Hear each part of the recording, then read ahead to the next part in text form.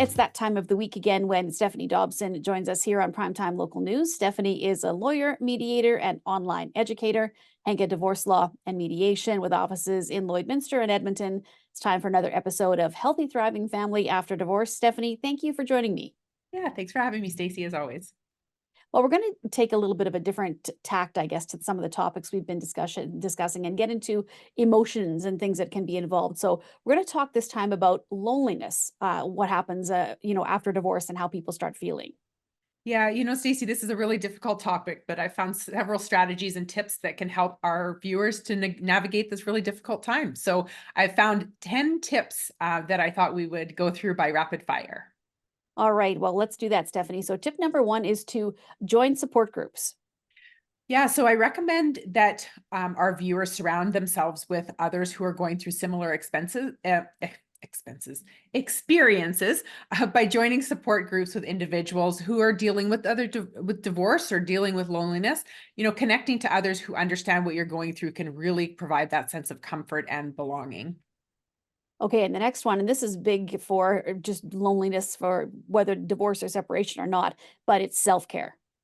Yes, that's a buzzword as of late for sure.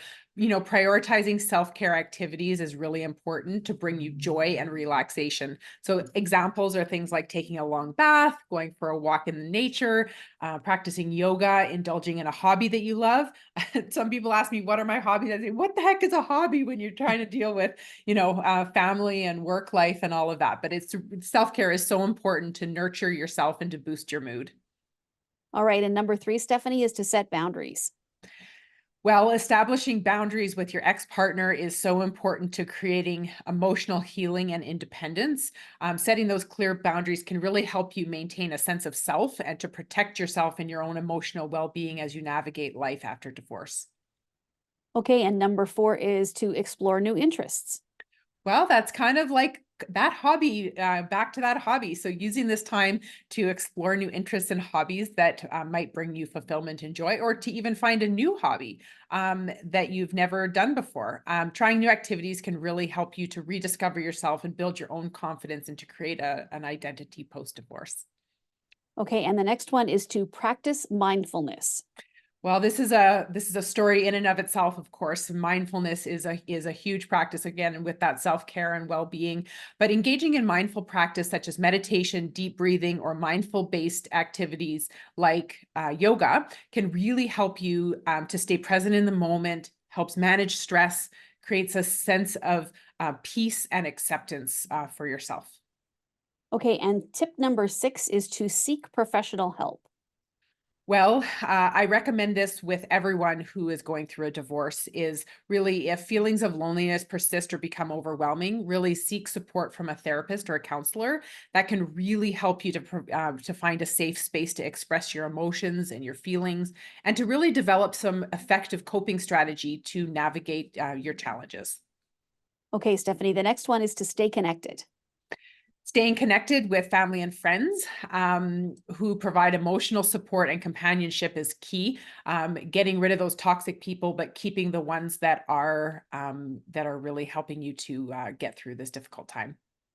Okay, and number eight is to engage in volunteer work. Why is that so important?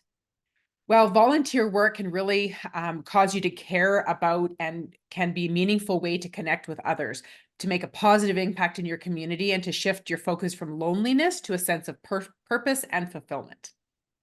Okay, and the next one is to create a daily routine. Well, routine is good for everyone, but it's really important to provide that structure and stability during your time of transition from one home into two. So, incorporating activities that bring you joy, promote self care, and support your well being into your daily schedule can really help you to provide that sense of normalcy and consistency. Okay, and tip number 10, the last tip for today, Stephanie, and this is important for everyday life, no matter what you're going through, is to practice gratitude.